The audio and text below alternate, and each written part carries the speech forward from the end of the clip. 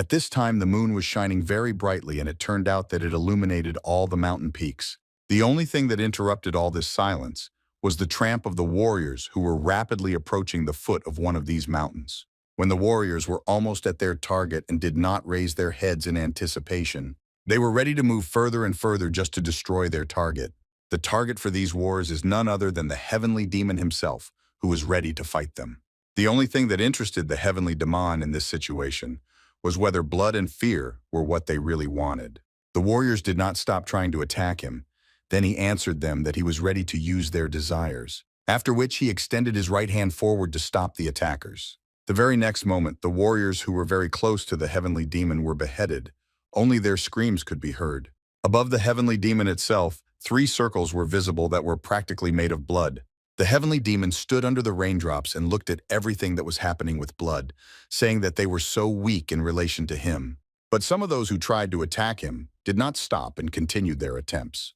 Then the heavenly demon looked at them all and said that not only were they very weak, but they were also arrogant, which is why they had no chance of winning.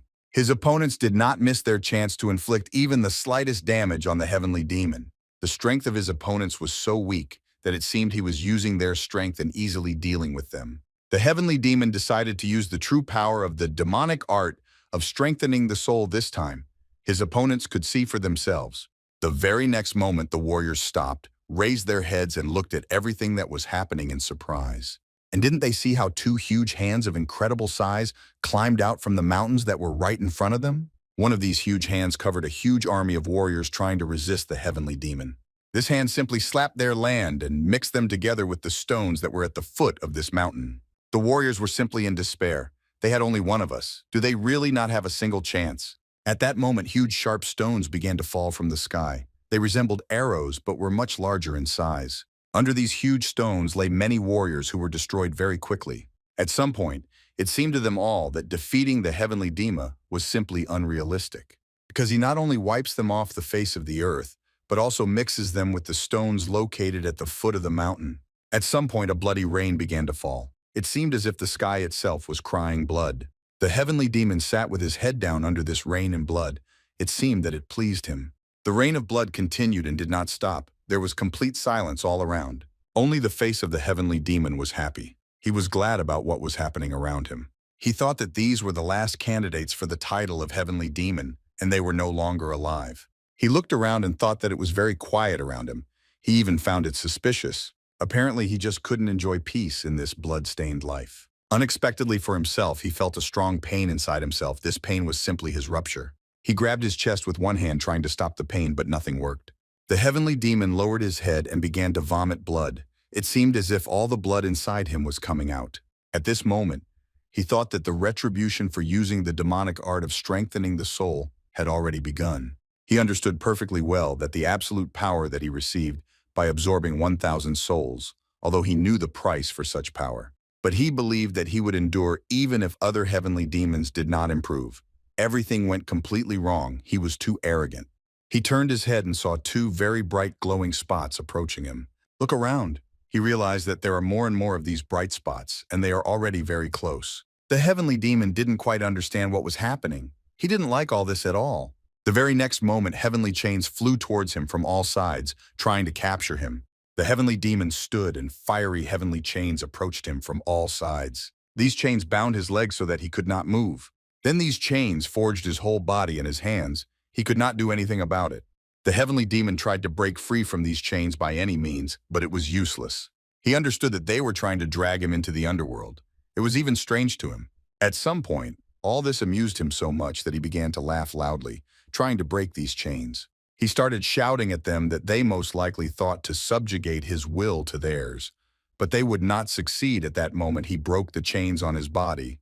All this was only due to the art of absorbing the soul. It seemed as if an energy field was being created around him that was ready to crush him. At that moment, the heavenly demon realized that his end had come in this world. He began to disappear in parts of his body. He was practically gone. In fact, everything was not so at all. Demonic art strengthening from the soul is not just a technique that absorbs the souls of others. At that moment, he thought that in his next life he would like to take a completely different path. He thought of only one thing when he was reborn, that he wanted an ordinary, peaceful, and calm life like many others. He wanted no one to disturb him, and most importantly, he wanted to be able to watch, for example, how fish swim in the pond. The young man sat on a rock near the pond and watched the water and the red fish swimming in the pond. A girl's voice was heard. She was calling her master. She asked him if he was here again. She asked him to at least eat a little before it got cold. It was So-So, a servant of the Golden Wall trading clan. The young man tried to wave her away with his hand so that she wouldn't scream so loudly when he was resting. When he tried to hit her, he felt that he couldn't do it the way he wanted. The young man's name was Beck Tyson, and he was the second son of the Golden Wall trading clan. So-So told the young man that he had had enough. He had been behaving very strangely for several days now. Then she came closer and started yelling at him to go to his room right now.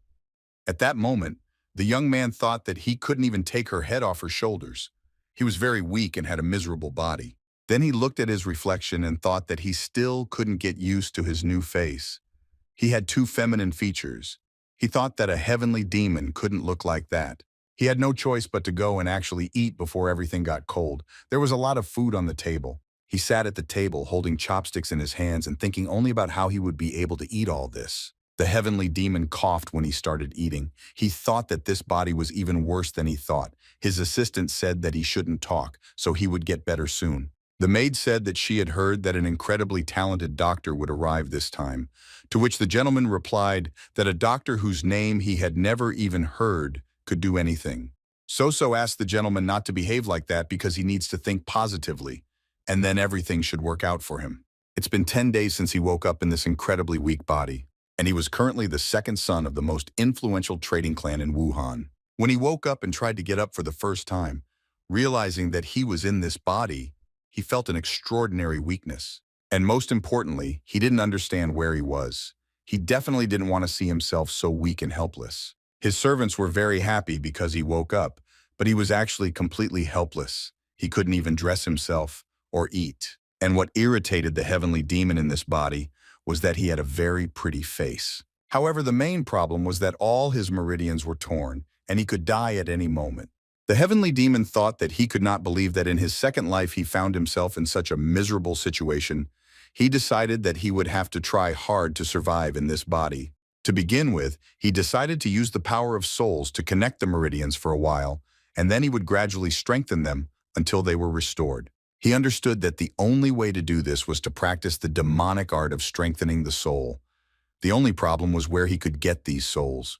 Before, he would have simply killed someone, but if he did it now, he would have to experience that suffering again. He sat and watched as his servant So-So cleaned the yard. He was constantly under her supervision. He thought about what he couldn't allow to happen, and he actually had a very rare opportunity to start this life anew. He thought about what he had realized about the demonic art of strengthening the soul just before his death. And it was that if he practices it in this life, he will be able to reach a completely different level, namely, an unimaginable power that not a single heavenly demon possessed. The young man called his servant. The girl turned and looked at him. He said that he wanted to go for a walk today. She was very happy. The only thing she asked was where he was planning to go, because she was ready to accompany him to any place. Then the gentleman asked her if she was sure, because he was going to visit a brothel. The girl said that it was an excellent choice. When she realized where he was going, she was even a little happy for her. It was too sudden, that's why she was so surprised. The girl told the gentleman that in that case, it would be better if the warrior Chong went with him instead of her. So-So told her master that he had never in his entire life touched on this topic before, which is why she was surprised. The young man looked at her and said that then maybe she would go with him. So-So thanked her master and said that no, she would not go with him. After some time, she dressed him so that he could go to a brothel in these clothes. The girl, when she was dressing him, thought that lately her master had been behaving like a completely different person, and now he suddenly wanted to visit a brothel. Could something have happened to him lately? The gentleman looked around and asked her where his bodyguard was. He didn't see him. Was no one going to accompany him? So-So told him that he would come soon and that the master should not worry, because the warrior Chong only does what he trains and protects him. So-So looked at her master and told him that she hoped that he would not be too close to himself from three. The young man did not understand what her words meant because he had never really been one of the three. Then So-So tried to explain to him that he just looked like he didn't care anymore. She said that a little hope wouldn't hurt, at least until the doctor arrived. The young man looked at her. Lately, he learned to see the emotions of other people after he found himself in this body. He saw that she really cares about him. Then he thought that it wasn't so bad that there was someone to worry about him. The very next moment, the young man said that it seemed he was already here. The girl did not understand what he was talking about. It was only after she heard someone knocking on the door that she realized her master was right. So she asked him how he knew. The young man wondered if he couldn't have missed such a stunning energy. When they opened the gates, they saw the warrior Chong standing in front of them, who was supposed to accompany the master. The gentleman looked at his guard and wondered if he could really protect him. The warrior who stood in front of him said that it had been a long time since the master had called him last time. It was a warrior from the Dragon Ball squad, and his name was Chong Kenwan. This was a man who was like a ball. He had such pure energy that it was hard to even imagine that he was an ordinary member of the squad. The gentleman felt how much he had to overcome to get to where he is now. He thought about the Golden Wall. Apparently this squad is not so simple. The gentleman had no choice but to mount one of the horses with his bodyguard and go to where he was going. When they entered the city, Chlin told the gentleman that they had already arrived at the place. The gentleman looked around. There were quite a lot of people around. Since they were in place, he stood up with his horse. They arrived at one of Wuhan's top 3 brothels in a fragrant flower house. The gentleman tied his horses right in front of this public establishment and went inside with his guards. When they approached the door, the guard said that he would wait for the gentleman right there near the exit. The gentleman turned and looked at him and asked why he didn't want to go in with him. Then he added that they were standing right at the door of the brothel, so he asked why his guard would be waiting for him outside. Chan replied that if something happened, he would be able to help him. Then the gentleman asked him if he was sure he would be able to get to him before something happened to him inside. Then the gentleman told his guard to stop arguing and just follow him, because he could use some fun too. Chan replied that he couldn't do that. Then the gentleman, without turning his head, asked what exactly he couldn't do. He needed to understand that he couldn't have fun, or... The gentleman stopped, turned his head and looked at his guard. Then he added, "Can he follow his orders?" Warrior Chong could not even imagine that his master could accuse him of such a thing. He said that it would be very good if he could both have fun and protect him, but if he was unable to combine these, then at least he should stay as close to him as possible. The guard lowered his head and said that he would do everything that the gentleman told him. The young man was pleased that he was able to get his guard to come in with him, so he extended his hand forward. To open the doors of this public institution, the gentleman said that in that case it was great and then they could go. When they went inside, they saw many girls. Some of them lowered their heads. Others, on the contrary, were happy about the arrival of the guests. The young man looked around. He was interested in everything that was happening here. He heard music that was coming to him. Turning his head, he saw that indeed one of the girls was sitting at the instrument and playing some melody. The gentleman sat down at a huge table. Around him there were many girls whose attention was concentrated only on him. The gentleman looked and asked where the bodyguard who came with him was from one of the girls. She told him that his bodyguard was standing near the stairs and guarding the entrance. Then the young man thought that he was very stubborn. One of the girls asked permission to pour the gentleman a drink. She told him that he could drink as much as he wanted. The young man said that he couldn't enjoy alcohol yet because he wasn't feeling well. The girl asked if he couldn't drink and what he wanted to do then. The gentleman raised his head and said that he wanted to listen to the rumors that were being said about him. Everyone was surprised. What kind of rumors were they? Then the young man asked the girls to tell him everything they knew about the second son of the head of the Golden Gates. He said that they should speak in turns, and they should all tell him everything they knew.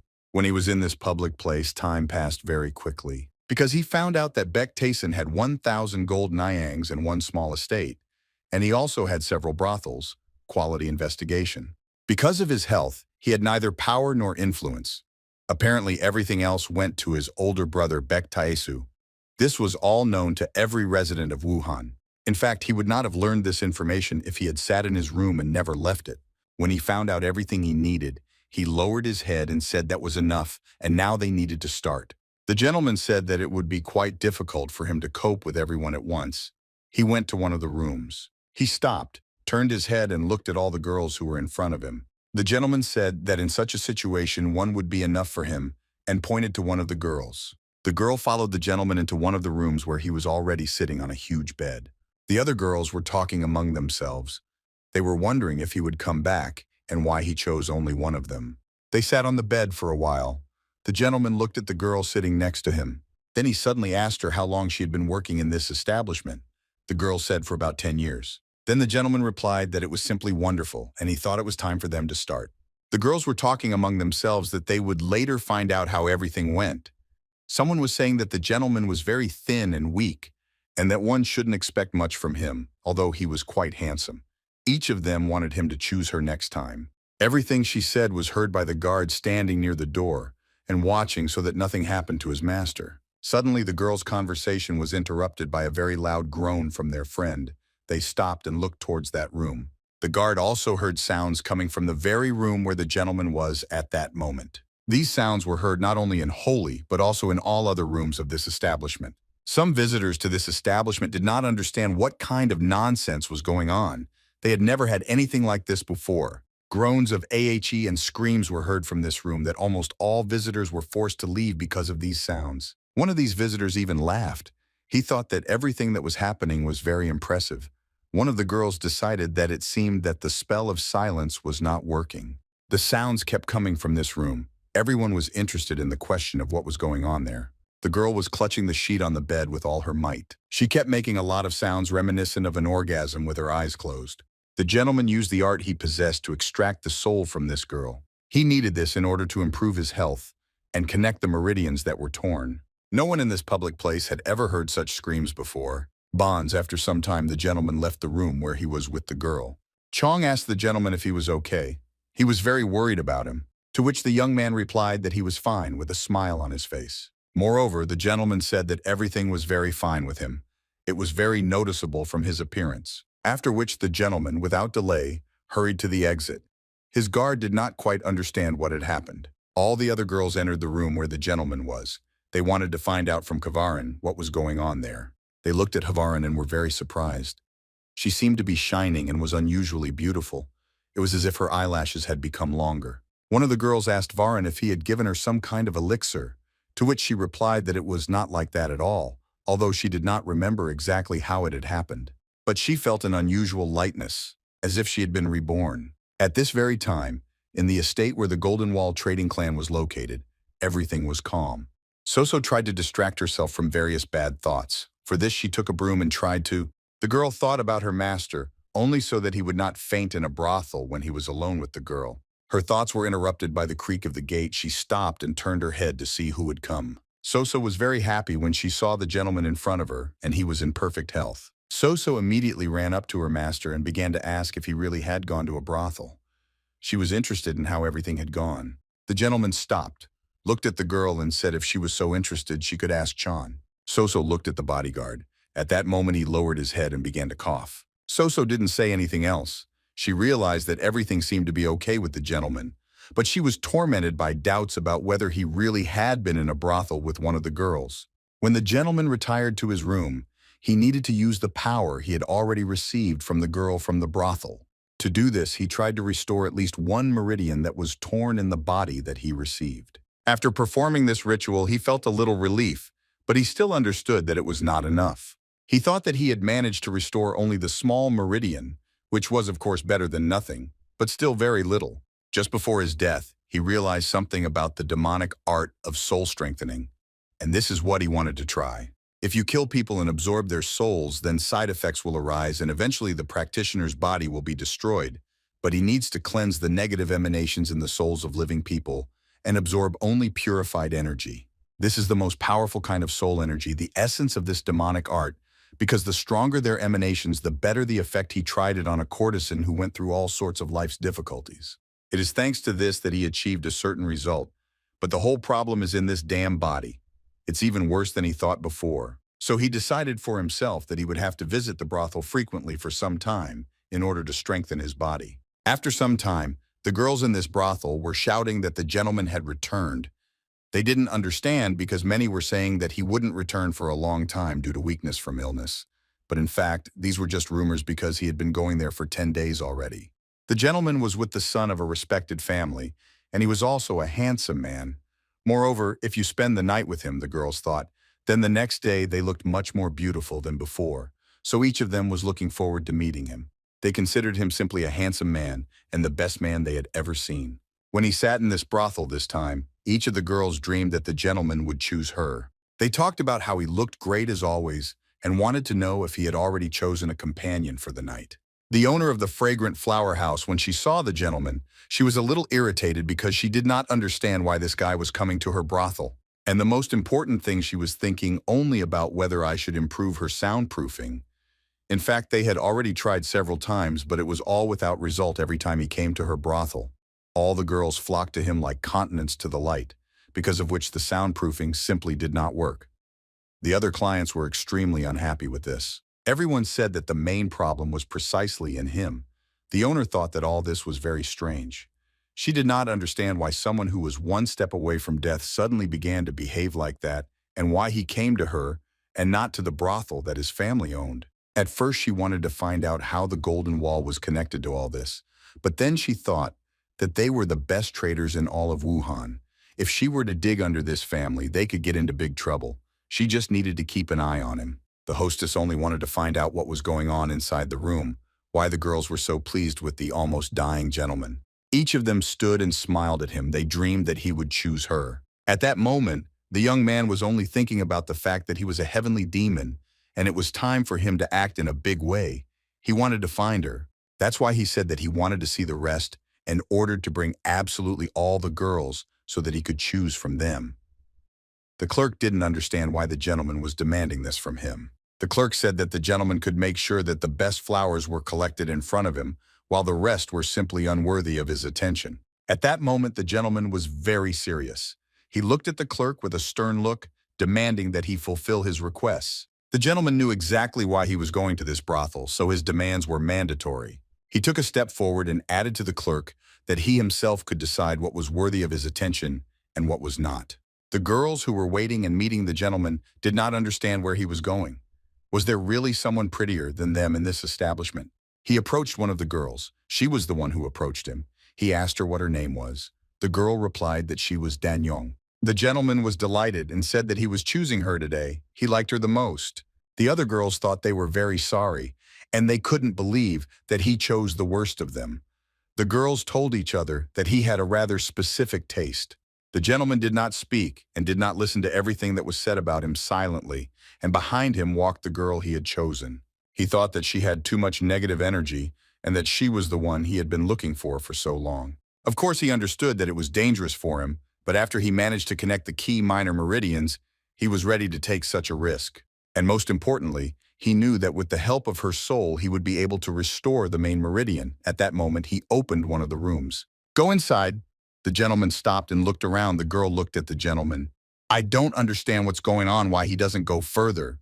The gentleman, after he had looked at everything, said that they should look only at this scum that was in this room. He called his bodyguard Jong Kyung-wan, who immediately arrived at his request. The gentleman asked his bodyguard to lend him his sword, which was very unexpected. After which the bodyguard swung and threw the sword straight in front of him. When the sword fell on the coat, everyone saw that there was blood on the sword, which meant that the gentleman had not struck this blow for no reason. The bodyguard at that moment could not even imagine that assassin was actually in that room. The gentleman thought that this assassin was still alive, although he had already gotten much better, but it seemed to be too early for him to use such techniques. Drops of blood dripped onto the floor and a puddle had already formed. The girl who was with the gentleman was very scared. It seemed that her hands and her body were shaking. At this point, the gentleman told his bodyguard that he had to take care of the rest because he was not finished with the girl yet.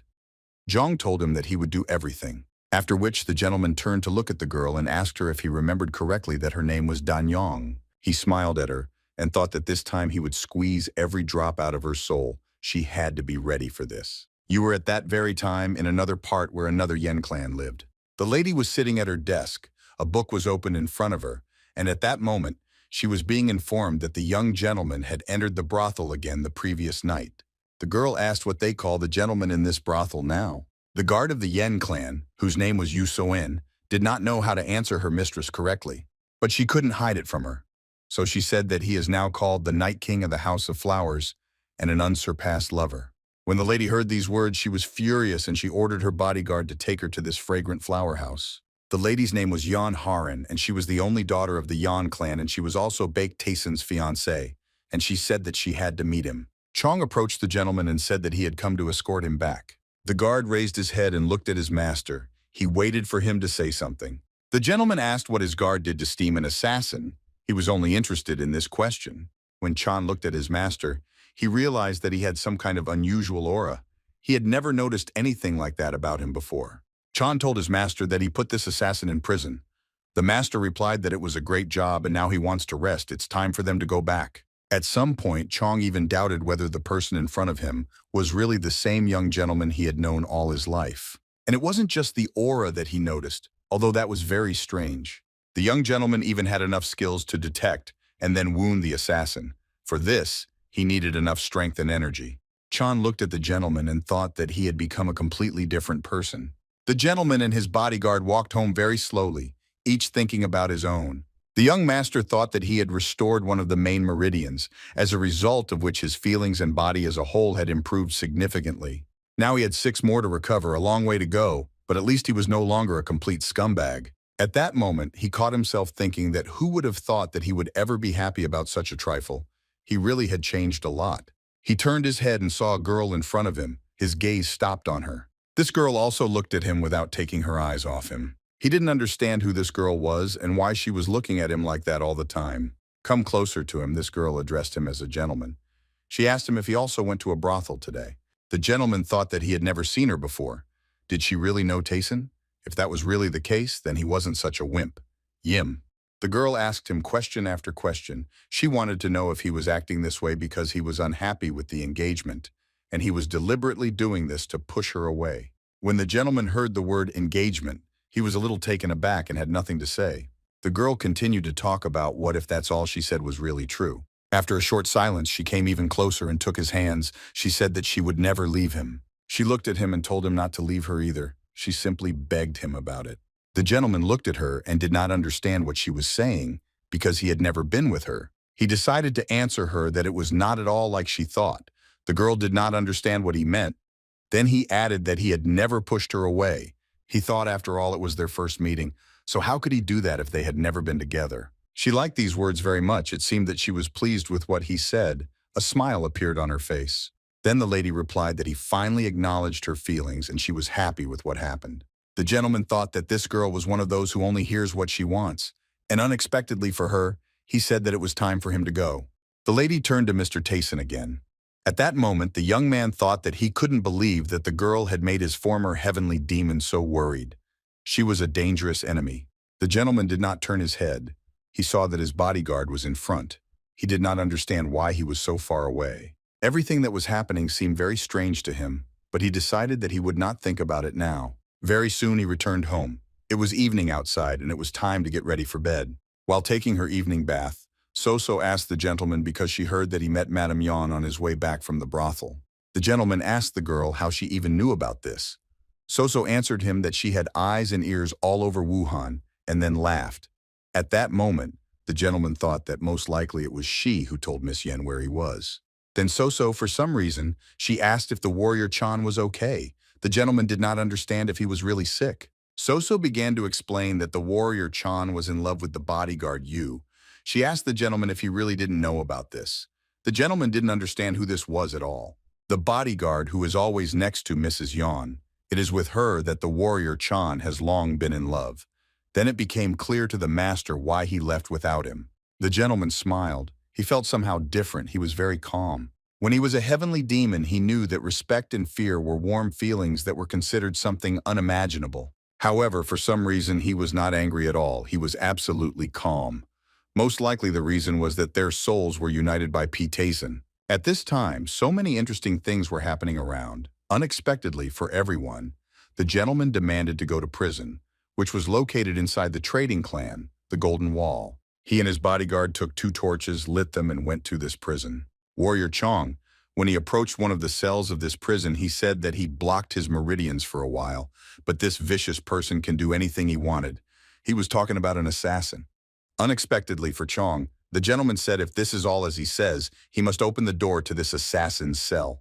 Chan followed his master's orders, opened the door, and they went inside. The gentleman thought that it was very magnificent. The body of this assassin was filled with negative energy. He knew that the most dangerous soul is possessed by assassins. However, the soul of the assassin, its power was undeniable, which means that he can get a lot from it. The gentleman thought that if he restored one of the main meridians, he might as well try, and he asked Chong to wait outside. Chong told the master that he can't do this because this assassin, despite the fact that he is here, is still dangerous. He wanted to find out from the master what he is going to do here alone. The gentleman looked at his guard and told him that he was of no use. In fact, he could not even sense his presence. Chong was very surprised by his words. He tried to justify himself and said that it was completely different. It was too dangerous for him to stay alone with this assassin. The gentleman, turning his head, told the guard that he would not repeat it anymore. He had to carry out his order. Chong could do nothing. He lowered his head and told his master that he would do as he was ordered. Chong did not want to irritate his master anymore. He decided to go out with this camera and wait outside. In absolute darkness, the gentleman remained with this assassin. It was unclear why he needed this. When Chong went outside, he was able to take a deep breath despite the fact that he had left his master with the assassin. At that moment, the guard was only thinking about the fact that the same situation had happened again. He couldn't even breathe because of his aura. Chong thought that he had the impression that he had encountered an outstanding martial artist. His thoughts were interrupted by some sounds. Chong grabbed his sword. He wanted to understand what that sound was. The sound came from inside this prison. Chong heard it clearly. He understood that it was not the voice of the young master. He wanted to know what was going on there, but he couldn't, and he had to obey his order and stay outside. At this very time, the young master tried to first cleanse and then extract the soul from the assassin. At some point, the gentleman thought that this bastard who was sitting in front of him was much more dangerous than he had thought before. When he tried to do this, he realized that this assassin had a very dirty soul, and it was not as simple as it seemed to him initially. He felt that his strength was not yet enough to cleanse his soul. The young gentleman fell to his knees and realized that his strength was still very small and he would not be able to cope with him. At some point, he was even upset that he wouldn't be able to cope with it, but he thought that the time hadn't come yet. After cleansing the soul from negative emanations, only pure energy remains. However, in those cases when the soul is too corrupted, negative energy merges into the gentleman thought that although there was not much energy, it was mixed up, and therefore he decided that he would have to limit himself to the brothel for now. At this time, in the fragrant flower house where the gentleman had come, there was a very tense situation. The owner of this brothel wanted to understand what was going on and why this gentleman was behaving like this. The mistress of this house asked her servant that 2 days had already passed since Bektason caught the ghostly shadow, and there was still no news from him. At that moment, someone opened the doors very abruptly and started telling something to the lady. This someone was talking about how he thought she should see this is what's happening now. It was one of the guards of this brothel. He was shouting to the lady that the ghostly shadow had returned, but something was clearly wrong with him. Ghost Day or assassin really returned to this brothel, but he was barely alive. The lady looked at the ghostly shadow and asked what happened to him. She ordered that his meridian points be checked. One of her assistants came to carry out her order to the ass, and he hit him from behind. None of them expected to see this before their eyes. The ghostly shadow began to blur. The lady of this establishment and her assistant did not understand what was going on with the ghostly shadow. They had never seen anything like it before. The assassin fell right in front of them. It seemed that there was no soul left in him. It all came out of him. Then the owner of this establishment was very upset but started shouting. Did the young gentleman of the Golden Wall decide to play with them? She ordered that Dan Yong, the last girl he was with, be brought to him immediately. Her assistant said that this is the girl they are preparing to send to the leader of the Crimson Dragon sect. The lady clenched her fist and said that they would send it to Bektason instead. The assistant of the brothel owner, you are very surprised, he said, if he does not do it right, then the Crimson Dragon sect will come for them. And then he added that, if that person finds out about this, he will raise everything here to the ground. He was not going to joke with them. The brothel owner replied that she knew everything perfectly well, so her call had to be canceled. Then she added a fragrant flower house will send a gift to the second young master. After some time, a strange rumor about Mr. Bektason began to spread in the fragrant flower house. When he visited this brothel, someone was constantly whispering and saying something behind his back. Some said that if you spend the night with him, the next day you will look much more beautiful, as if you were reborn. Others said that if you spend the night, you will constantly want to be near him. They called him a deity that came down from heaven, or a demon using forbidden spells, and such talk began to spread like wildfire. At first, people thought that it was just a stupid joke of bored courtesans, and she was one of them. However, everything has changed, and she actually wants to serve him because all this is true. Perhaps he really did not come to them from heaven. When the mistress of this private house heard from her that she wanted to serve Bektason, she laughed very loudly, and asked if she had really fallen in love with him. The landlady wanted to know what he told her. Did Bektason really pay off her debt so that she would serve him? The girl replied that he had not said anything like that. The brothel owner continued to say that she didn't know what exactly he had promised her, but until her debt was repaid, she belonged to the fragrant flower house. Despite the fact that the mistress told her to moderate her pride and begin preparing for the visit of the head of the Crimson Dragon sect, she decided to go to the Golden Wall trading clan. She thought that she would be dragged by force to the leader of the Crimson Dragon, but in the end she still ended up there. Was this really her destiny? The girl was very worried whether he would accept her and what she would do if he considered her spoiled. And even despite this, she still wanted to meet him again. The room was completely filled with his energy and his spiritual strength. The young master was no longer so weak and his meridians had been restored. Now he needed a little more spiritual strength. He sat in his room with his eyes closed, feeling his body fill with power. He needed to work on his body because it was very weak and practically lifeless when he got it. The young gentleman suddenly opened his eyes and looked at the door. He heard some noise behind it. A servant came to his door and said that the young master had someone coming to visit him. He wasn't expecting anyone to visit. He was interested, so he said that whoever crossed should come in. At that moment, the door opened and she came in. For the young gentleman, it was very unexpected because it was that very Danyan. He did not understand why it was here. The girl greeted Mr. Tayson and she did it sincerely. Then she added that she would like to become his servant. That's why she came to him so suddenly. Soso was very surprised. The girl said that she wants to dedicate the life he gave her to the master and hope that he will allow her to be near him. The young gentleman looked at her and saw that she looked completely different. Could this be because he had cleansed her of negative emanations? He became curious. Then he asked his servant Soso where she slept. The servant answered that in the pavilion where all the other servants slept. The gentleman told Soso that she should find another place and stay there with this girl, and most importantly, this place should be not far from him. Soso didn't understand what was happening, and she didn't understand whether this girl who came would really work as a maid, sir, because she knew that was exactly it. Then he turned away from them and said that in any case he needed to take care of this girl. Soso looked at this girl and thought that she was too beautiful to be a servant. Soso also thought that her young master had been acting very strangely lately for some reason. She didn't want to think about whether he really had so little time left. In this city, there was also one of the 3 best brothels, and it was the House of Fallen Flowers. When the young master heard about the House of Fallen Flowers, he said that he already liked the name, and he should like it there too. In fact, he was looking forward to the moment when he could obtain the souls of those very fallen flowers. The young master told his guard that he would only go to this brothel for a while. Chong agreed with the young master. Before entering this establishment, someone tried to stop the young gentleman of the Golden Gate. It was V. Jokshin, the head of the Crimson Dragon sect. He said that he was wondering who dared to take his danyong, and when he saw the young master, he thought he was a small puppy. The people who were nearby wanted to leave this place very quickly because it was Jokshim. If you get on his nerves, he will erase their powder. The young gentleman stopped when he heard these words. He was wondering what kind of person this was. So he turned to his bodyguard and asked what was wrong with this big guy. His bodyguard replied that it was Yokshim, the head of the Crimson Dragon sect.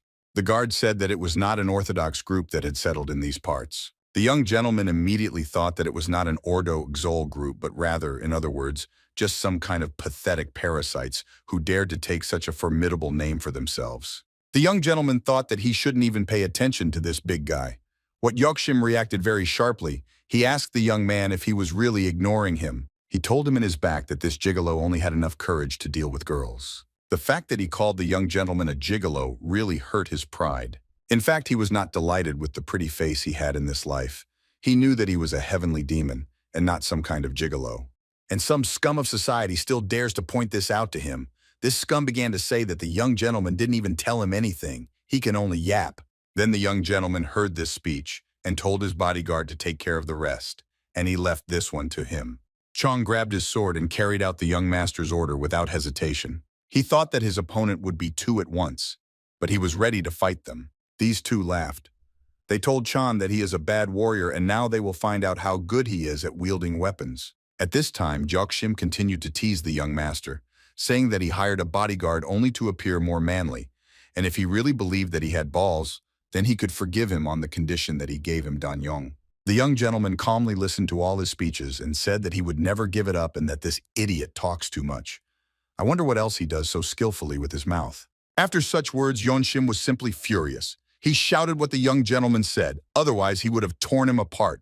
So he took a step forward, swung his hand and shouted. Apparently the young gentleman really wanted to see his death. He was ready to spoil his precious little face right now. Warrior Chong had already put down the two who were trying to attack him. He turned his head to look at his master. Chong shouted to the gentleman to take care of himself. He was very worried about him.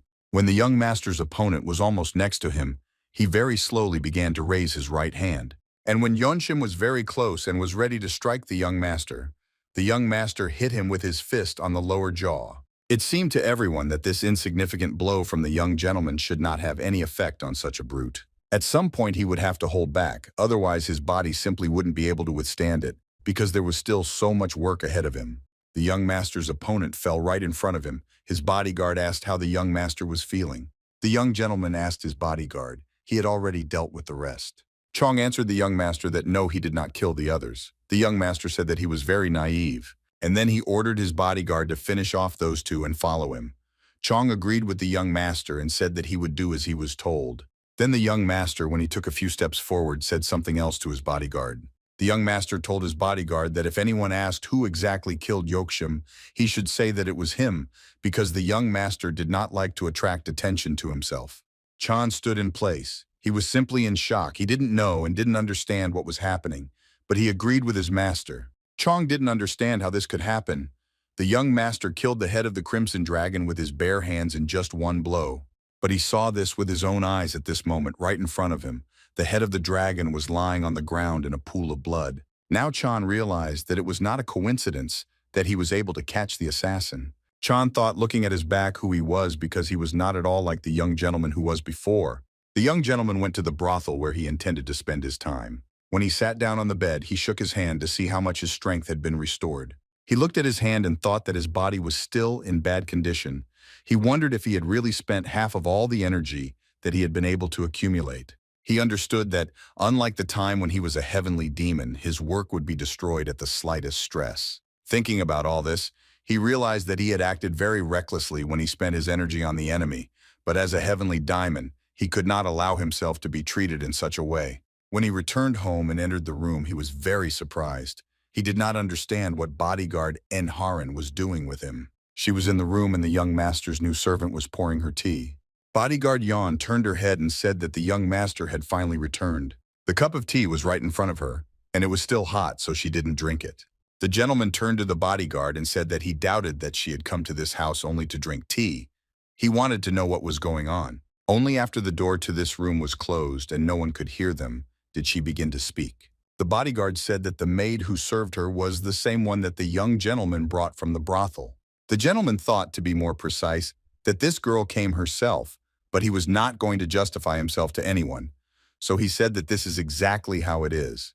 The bodyguard looked at the gentleman with a contemptuous look. Without saying anything, she blamed him because he behaved like that. The gentleman opposite stood in front of her and had no intention of making any excuses. The bodyguard wanted to know if he had really just returned from the brothel. The gentleman answered that yes. The girl lowered her head in front of him. The gentleman did not understand what was wrong with her and why she was behaving like that. Then the girl started talking about the engagement. She wanted to clarify some details. So she asked the gentleman if the engagement with her mistress would be broken off. After listening to the whole story, the gentleman said that now it was necessary to sum up that recently someone had sent his bride a proposal of marriage, and since this, someone belonged to the Jungli Clan of the Murin Alliance. Then, the head of the Yen clan, who learned about this, decided to break off the engagement, citing his recent actions. The bodyguard said that the final decision has not yet been made and the young lady is extremely against this idea. Then the girl lowered her head and added, however, then she fell silent. The gentleman thought that it was quite difficult for her to resist the current situation. The master told her that he doubted that she came only to tell him all this. Was she really sent to his house only because they were afraid that the Jungli Clan might harm him? The bodyguard said that this was exactly how the young lady asked her to protect the master. Perhaps he had no idea what kind of Jungli Clan this was. The young master, when he heard all this, thought that this clan was disgusting bastards, but it was not worth saying out loud. He needed to understand now what he would do next, because he remembered very well what kind of clan it was. After all, The Jungli Clan abandoned the other clans and fled during the battle with the heavenly demon. He didn't even know that they were still alive.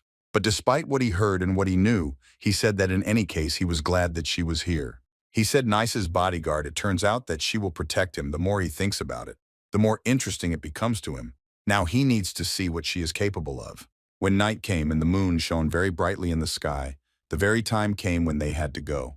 The first show of the young gentleman for the day, he had two bodyguards, one his and one Mrs. Yong's. The young master was pleased with what was happening now, because he was finally lucky enough to find a worthy opponent, and perhaps this time, he would even be able to restore another main meridian. He took a few steps forward and stopped because he felt the gaze of the bodyguard who was drilling a hole in the back of his head.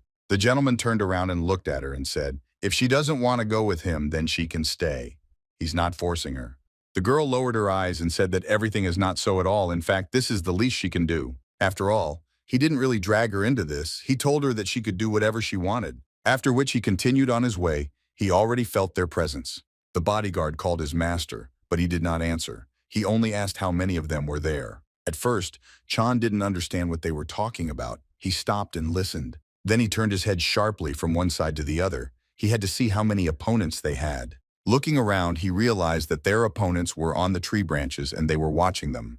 Chong didn't think for long and told his master that they had 3 opponents. The young master said no. And then, without thinking twice, he replied that there were only 4 of them, and he didn't see one. There were indeed 4 of them, and they were right in front of them.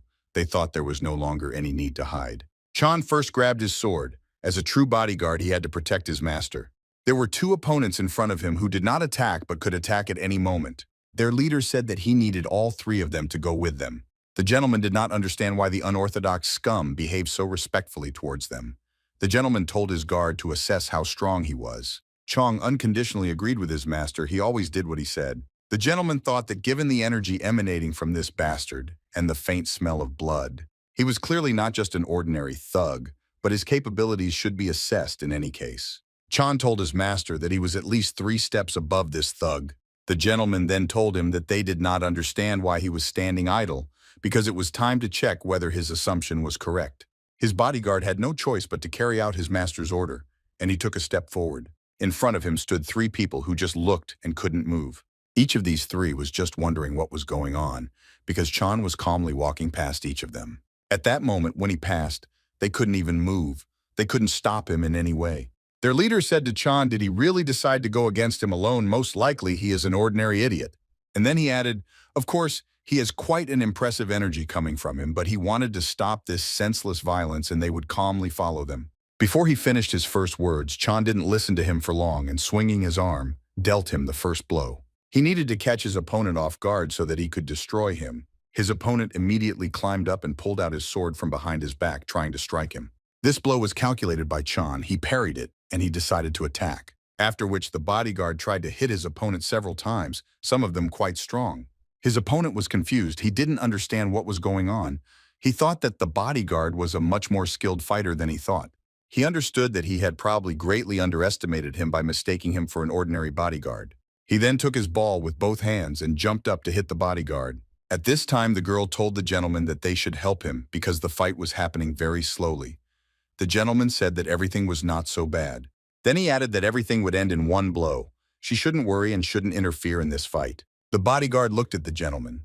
She wasn't so sure but decided to listen to him. The very next moment, blood spurted in all directions. It was clear that this was coming to an end for you. All that was heard was the scream that reached them, and it was clear that the bodyguard's sword had the blood of his opponent on it. You thought it was impossible. He only needed 5 hits with the ball to defeat such a strong opponent. The gentleman said that it was just the enemy's hand.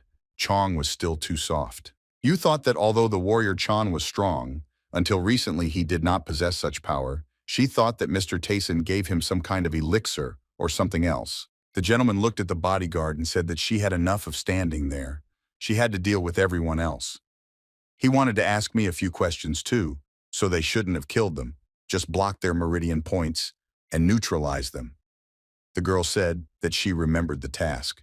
The next battle was entered by Yu. She was also an experienced bodyguard and was ready to do what the master ordered her to do. She suffered one blow after another so that it was unbearable to resist her blow. In an instant, one of the enemy was neutralized. He couldn't move, and was lying on the ground.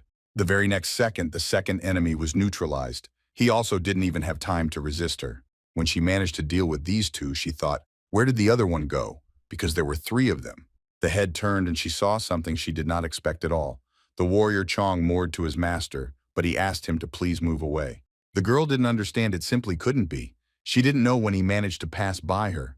There was surprise on her face. A lot of what was happening was unclear to her. She saw one of the opponents standing next to the young gentleman, and his ball was right next to the gentleman's throat. The young gentleman did not move, and his bodyguard at that very moment neutralized the third one who was trying to kill the gentleman.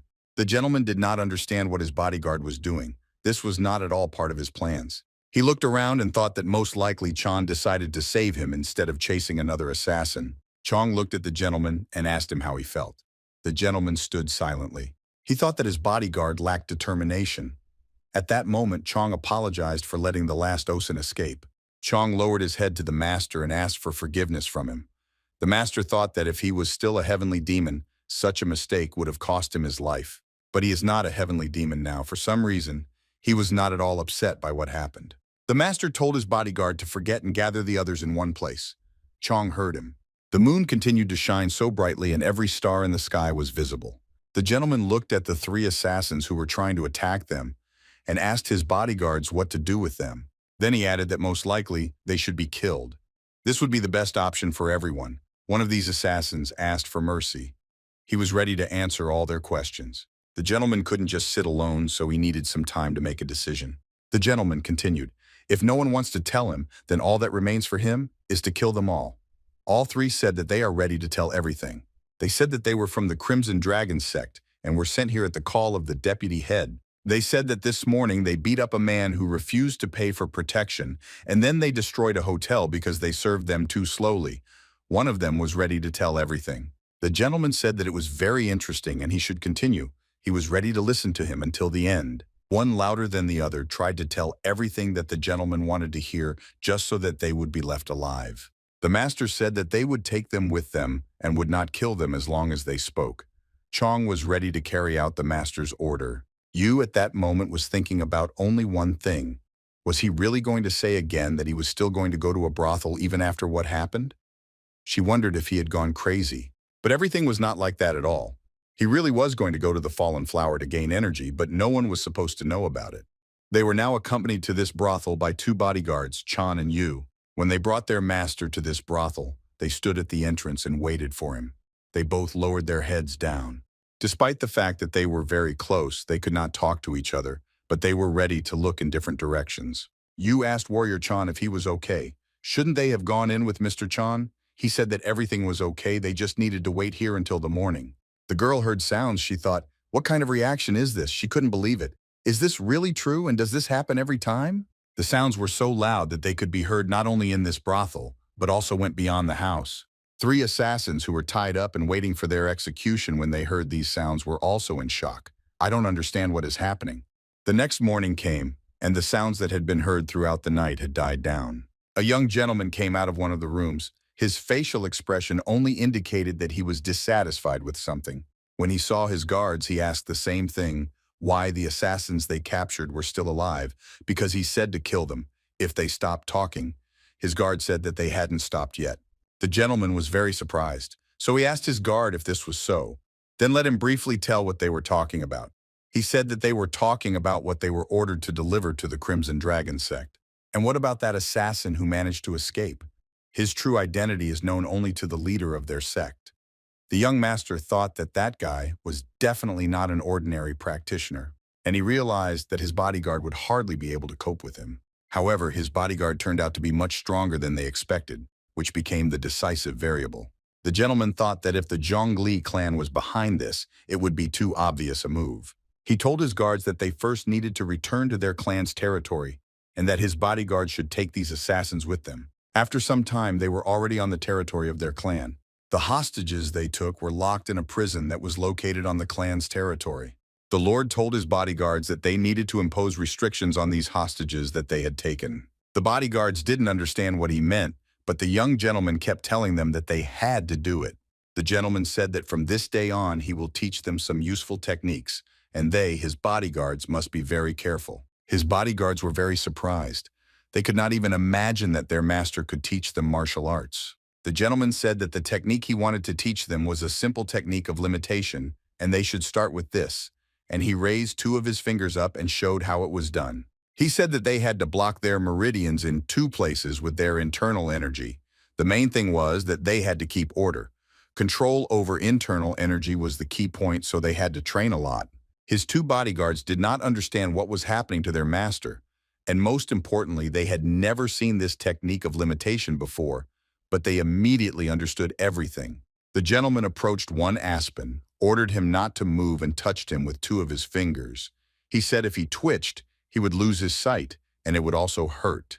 The hostage, with tears in his eyes, began to scream for them to wait a second, because even without this restraint technique, he would not have done anything. But it seemed that the gentleman did not hear anything. One of the three was completely limited in his actions. After which the gentleman said that the bodyguards should try to use the technique on the remaining ones. They should perceive this as training of their new skills. His new bodyguard Yu thought that they did not understand where Mr. Tayson learned about this technique, and why his warrior Chong so obediently carried out all his orders. The young gentleman thought for a moment and then said that they should try to make one of the assassin's eggs explode, and he thought these were good ideas. When the prisoner heard about this, he screamed very loudly, then clenched his teeth and tears began to flow from his eyes. But it was too late. All three of them they brought with them were subjected to restrictions and could do nothing more. At the same time, in the Chozo Pavilion, which was located on the territory of this clan, at the table sat one of the representatives of this clan who was waiting for the full reports. He was only interested in one question from the fragrant flower house. Was there any news? It was Baek Fu-yun, the master of the Chozo Pavilion and Baek Taizan's uncle.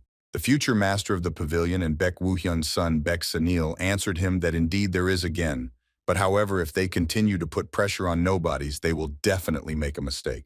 His father at that moment became very angry. He folded the napkin lying in front of him and said that no matter what, it doesn't matter at all. They just need to take advantage of the current situation to get as much money as possible for the Golden Wall clan. He said that the Fragrant Flower House is a spy organization disguised as a brothel, and they need to capture them and make them part of the Golden Wall trading clan. His son said that he would keep this in mind. The father asked if there was any more news. Then the son replied that after the death of the head of the Crimson Dragon, a struggle for power began within the sect. Apparently, they will soon split into two groups. Apparently, 3 parties are involved in this. The son raised his eyes and looked at his father and asked if it was really them. His father answered him that yes, this is the Golden Alliance of Heaven, and they are really dangerous, so you need to watch them as closely as possible. The organization Golden Alliance of Heaven was formed by several Wuhan merchants. At first glance, it might seem that they came together to make it easier to do business, but in reality, it was not the alliance that was opposing the Golden Wall trading clan. Baek Woo-hyun turned his head to look through the window and thought that this time he was planning an alliance against their clan. His son said if they notice any suspicious movements, they will immediately go after them. After the situation with the alliance was completely clear, there was silence in the room for a few minutes. Everyone was thinking about their own. After which Baek Woo-hyun said that he heard that people called his nephew Tayson the Night King. He wanted to find out if Tayson was taking any special medications or products. His son replied that he had never heard of anything like that. He thought that he simply had enormous stamina and the price of this stamina was his health. Then he added that no one knows when he might die, but Tayson is so carried away by going to brothels that it only shortens his allotted time. His father said that he knows everything perfectly well. He listened to his son until the end and decided that this could be the end of their conversation. He stood up and began to walk along the wall of this room. Then he stopped abruptly and looked at one of these paintings. He thought, even if it is so. He looked closely at what was drawn and thought that in this case he envied his nephew. You even time in another part on the territory of this clan, his assistant did not understand what the master wanted from her. She looked at the people he brought with him, and she wondered what happened. The young gentleman told his assistant that she had said many times that they needed more workers, so he found them. The girl looked at these 3 and did not understand that they were somehow strange with them. The master looked at his servant and said if she didn't like it, she didn't have to accept them. His servants were very surprised because the master remembered what she mentioned in passing. And then, to please her, he brought these strange workers. It seemed to her that he had become kinder in his own way. His servants did not say anything, so the master raised his right hand and said that then, He started counting from left to right and said black 1, black 2, and black 3, because they all came out of the darkest places of this world. Now they will be called exactly that. These guys were very surprised. Then the gentleman looked at them and asked if they didn't like it. He was furious. These three did not irritate the gentleman, but rather hit their heads on the ground and said that as he says, so be it, they will be happy with everything. Without raising their heads, they did not say that he was telling the truth. Now their names will be called exactly like this: black 1, black 2, and black 3. After which the gentleman turned around, looked at his servant and told her that she had heard everything. Now she can use them as she wishes, and these are their names. The girl tried to say something to the gentleman, but he interrupted her. He asked where his bodyguard was. He hadn't seen him for a long time and didn't understand why he wasn't around him. His servant thought for a moment and said that at this time he usually trains. The young master was surprised that he was training again, and then added that his bodyguard had a surprisingly normal life for a member of a combat squad. The place where the master's keeper trained was a huge room. There were quite a lot of weapons there and you could hone your skills. Warrior Chong is exactly that. He came to this room every day at the same time in order to maintain his fitness. This time he was also here to train. Chong thought that in the fight with the leader of the Crimson Dragon sect, all he did was lightly hit that guy on the chin. He thought that he had never seen such a martial art before, and he didn't understand how the gentleman managed to do it. Chong thought that he never regretted joining the Dragon Sword Squad and was very proud of it. If the Golden Wall clan got into trouble, he was ready to do everything in his power to fix it. He clearly understood that as long as he does this, he will always be paid generously. And it is also true that when he does not become stronger, he feels anxiety inside himself. However, he realized recently that something had changed in his feelings. He was no longer so worried about his physical fitness and his condition. Something had been calming him down lately, and he understood why someone appeared who could help him reach new heights. At that moment, a young gentleman entered his room. He asked his bodyguard how much longer he would train since the sun would soon set behind the horizon. Chong was surprised that his master had crossed over. Tayson told his bodyguard that they would soon have to go to the brothel. Chong asked her master if he could ask him one question. Tayson didn't understand what he wanted to know. Chong then asked his master. Most likely he decided that he would no longer hide. The gentleman did not turn his head, not understanding what was being discussed, and asked his bodyguard what he meant by the word hide. Chong told the gentleman that he understood perfectly well that first that assassin in the fragrant flower house, then the head of the Crimson Dragon sect, and now also the technique of limitation. Seeing all this, he was completely confident.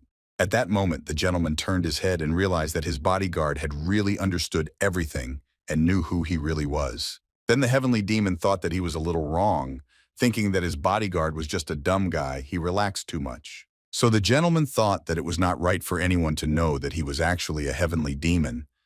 He looked at his bodyguard and thought that he had just started to like him. The only thing left if he was exposed was to kill his bodyguard. Nothing else came to his mind. At this moment, unexpectedly for the master, his bodyguard sat down on his knees and began to ask his master to help him. This was unexpected for the young gentleman. He certainly did not expect what the conversation would be about. Chong began to say that he heard that many people with torn meridians are real geniuses, and his master also had damaged meridians, so he asked his master to take him as a student. The young gentleman certainly didn't expect such a turn of events, that someone would ask him to take on students. Most likely, his bodyguard thought that he was a martial artist who was simply hiding his strength. Chong raised his head, looked at the master, and said that he wanted to become stronger and take revenge. It was unclear what he was going to take revenge for. Then his bodyguard said that he wanted to take revenge on the one who destroyed his sect. Then the gentleman said that the one who is driven by revenge wanders in a fog of hatred. He needs to find the strength in himself to go his own way. After these words, the bodyguard raised his head and looked at the gentleman. He did not expect that he would answer him like that. The gentleman said that there are countless people in the world who have lost their sects, and his bodyguard is just one of these many. Chong listened to every word, lowered his head down. He didn't even imagine that his master could say such a thing. The gentleman continued to talk about how people whose actions are dictated by emotions quickly exhaust their strength, and when their feelings fade, they inevitably give in and disappear. The gentleman said that his bodyguard was better focused on the desire to become stronger. At that moment, he turned his head and looked at him. Chong listened attentively to his master, raised his head and looked at him too. The young gentleman turned and started to leave. At that moment, he said that it was then that Chong would be able to take revenge at any moment. These words were like instructions for Chong. He perceived them as actions that needed to be carried out. So he bowed to his master and said that he understood everything.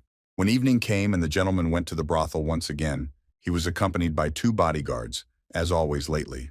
The gentleman noticed that his bodyguard Chong was following him. Bodyguard Yu was walking a little further. So the gentleman told his bodyguard that he had enough of this behavior and he had to go and talk to her because this could not go on any longer. Chong pretended not to understand what his master was talking about, to which the master told him not to pretend not to understand anything. You heard all this. She really didn't like it, and she didn't understand that they were doing this every day, and it seemed strange that the young lady found this gentleman. Unexpectedly for everyone, the young gentleman told them to stop. He noticed that the smell of blood was in the air. His 2 bodyguards stopped and said that they didn't feel anything and the young gentleman was making things up. Then the gentleman covered his face with his hand and said, do they really rely only on their sense of smell? The gentleman thought that it looked like the guy whose arm was cut off, and if he sensed several people, it meant he brought someone else with him. The gentleman turned around and said that there were only 2 of these guys and his bodyguard niece should go and kill one of them first. The girl agreed because it was her job. She thought that she didn't even feel a stranger nearby. She stood frozen, looking at what was happening around her. It seemed strange to her that the gentleman was behaving this way. But on the other hand, she saw that the gentleman managed to defuse the leg that was flying towards him with 2 fingers. He held this knife and told her if she just stood there any longer, she would die. The girl understood what was happening. She continued to stand because she did not feel anything around her. The gentleman told her that she shouldn't look at him like that because their opponent was on the other side. He ordered her to pull herself together and do everything in her power, at which point Yu's bodyguard turned to fight back the enemy. This time, their opponent was the same guy they had already met and who managed to get away from them. Their opponent, Lightning Nose, swung and struck at the bodyguard. She managed to put up a defense at that moment so that the blow did not reach its target. Holding his sword, she looked at her opponent. At that moment, he told her that he was much weaker than the guy he fought last time. This made her very angry. She considered herself strong enough to protect the master. So she pounced on him and told him to stop right now and not to dare attack them anymore. I tried to attack him. She realized that something was going completely wrong. She caught herself thinking that this was most likely a trap, and he had deliberately lured her there. She remained standing, and this guy was already behind her. He was heading straight towards the gentleman. Then Bodyguard Yu realized that this guy was trying to distract her from the very beginning. She understood that if he kept approaching the master at this rate, he would definitely be able to kill him. At one point, I even imagined how it would all happen and how the gentleman would stand there, frightened, waiting for his final blow. It seemed to her that this opponent dealt a fatal blow to the master, and his sword passed through the master's body. At that moment, the gentleman said that in a similar situation, only you understand who really lacks experience. His opponent was simply in shock. He stood there and hurried with his eyes open. He definitely thought that he had killed the master. But his sword passed under the hand of the master. It was unclear what was happening and how this could happen. The gentleman didn't wait long. He immediately swung and struck with his bare hand right on his opponent's ears. The blow was so strong that his opponent immediately began spitting blood. And then he fell to his knees. His opponent seemed completely incapacitated. He could do nothing except bleed. The girl bodyguard stood watching, and thinking that it was simply impossible, the gentleman defeated his opponent in just one blow. The gentleman told her to pull herself together and stop being stupefied during the fight. She asked him for forgiveness. Then the gentleman told her to take his show with her because they might find something interesting from him. You agreed, master. She did not understand how this was even possible. Their opponent fell from instant death, but the young master only hit him once with his hand. The young gentleman stood as if nothing had happened. The bodyguard looked at the gentleman and said, I don't understand what's going on. At that moment, she thought that it seemed she had met the one who could change her life. She decided for herself that she should stay with him until she found out what kind of technique he used. Therefore, she had no choice but to follow the master and carry out all his orders. At that moment, the gentleman said that judging by this fight, she is too weak to protect him, so he wants her to train with his bodyguard Chong from now on. She walked and thought about why the master would take her as a student and why he wanted them to train together. She had a feeling that they had forgotten something. She realized only now that they really forgot about the warrior. Mr. Chong said that he could take care of himself, and if she wanted, she could go and find him if that was what she wanted. Chong remained in the place where the battle had just begun. He needed to think everything over. He understood that he had not made any mistakes, and his opponent was stronger than he thought, so he needed a little more time. But he was glad that he managed to defeat him and neutralize him quite quickly. He stood there thinking about everything that had happened, and his opponent lay nearby on the ground. Chong caught herself thinking that he felt like he was absolutely alone. He didn't feel anyone around him. He wondered where they all went. At this time, in the Choso pavilion of the Golden Wall trading clan, Baek Woo-hyun was reporting on everything that had happened. He didn't understand how they could bring pipes into a brothel, and did many people really know about them now? He wanted to quietly and calmly swallow up the fragrant flower house, but now everything had become much more complicated. There weren't really many traces on the pipes, so they couldn't determine their identities. Besides, the Crimson Dragon sect said that they had no choice but to go after young Master Tayson. His son reported that the Ba Dragon sect still denied that they knew the identity of the customer. It was clear that most likely they simply could not admit that they were trying to take revenge for killing the leader of the sect. It was necessary to sort out this incident as soon as possible. Baek Woo-hyun was very unhappy because too many people were interested in the past, and he understood that at this rate, it could even negatively affect the reputation of their clan. Now they had to do everything they could. Besides, it seemed that they had been leaving Tayson unattended too often lately.